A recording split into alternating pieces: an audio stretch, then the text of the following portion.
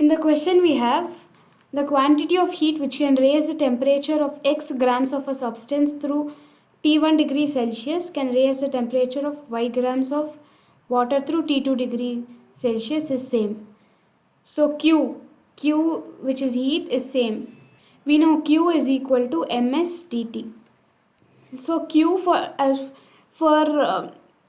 Q for the substance is same to that of Q for water.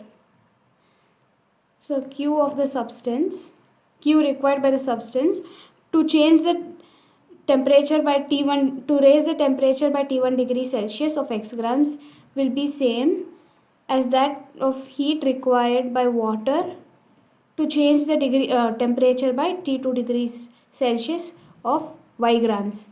So let's write what all are given for substance, for some substance and for water. For the weight of that substance is x grams and that of water is y, and delta, this is the mass for both of them, delta T, because they told raised by, so delta T of substance is T1 degree Celsius and that of water is T2 degree Celsius. We need to find the ratio of their specific heat. Let's take specific heat of the substance is S1 and that of water is S2. So we know Q is equal to ms delta T. This is M1, this is delta T1. For this it is M2. This is delta T2. So M1 S1 delta T1 is equal to M1 M2 S2 delta T2. M1 is X, S1 is S1, delta T is T1.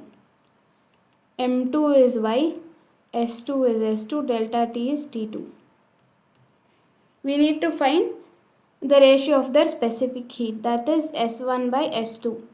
This is equal to Y T2 degree Celsius, Y T2 by X T1 degree Celsius.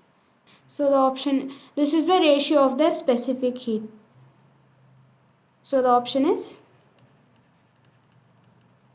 3.